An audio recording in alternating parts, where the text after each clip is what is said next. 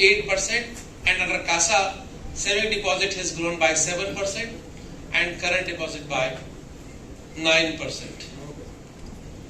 The advance growth was 13%, and in advance growth of 13%, domestic credit has grown by 12%, overseas credit by 20%. Under the advance growth of 13%, our RAM is retail, agri and MSME has grown by 14%. Under RAM, retail credit has grown by 15%. The retail growth is backed by the growth of home loan, which is growing at 11%. Auto loan is growing at 49%. Personal loan is growing at 10%. Likewise, in agriculture has grown by 19%. Under agriculture, the crop loan has grown by 19%. Investment credit grown by 10%.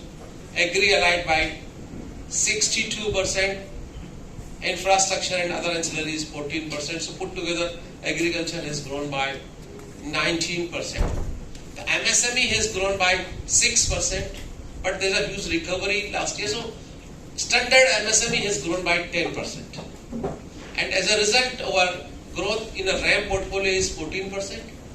And since the credit growth was 13% and RAM has grown by 14%, resulting into improvement in RAM percentage to total domestic credit from 61.43 to 62.21%. So we are maintaining 61-62% of RAM credit to total credit, and the corporate credit has grown by 10%. This business mix is giving us a good return, and at the same time we are able to spread the risk.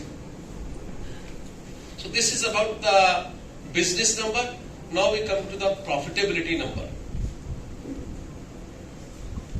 So quarter ended March 24 over March 23, and okay, first we will discuss about the full year 24 vis-a-vis 23. The net profit of the bank has crossed 8,000 crore, and we have made a profit of 8,063 crore, is against 5,282 crores. As you know that since amalgamation, bank is on a growth path.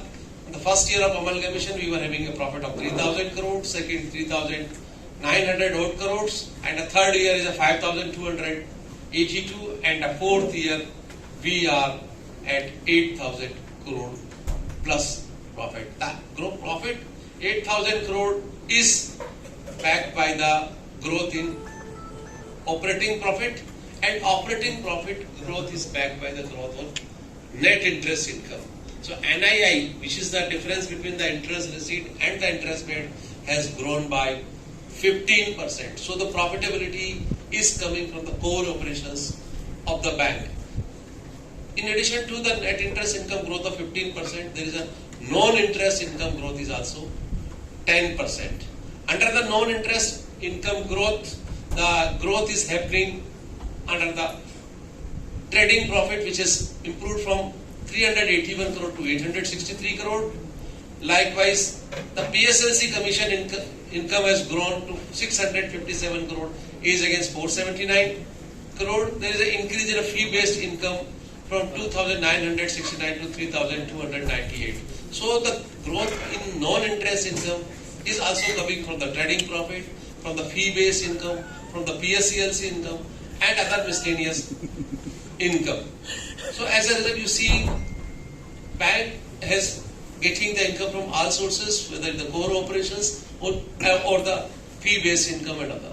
The expenditures have increased little bit because of wage revision and all. You see that there is an increase in cost is appearing in the staff expenses from 7,527 crore to 9,265 crore. It is because of the 2 or 3 reasons. One is that increase in the salary by 17% from November 22, and because of the increase in salary, there is an increase in the terminal benefits.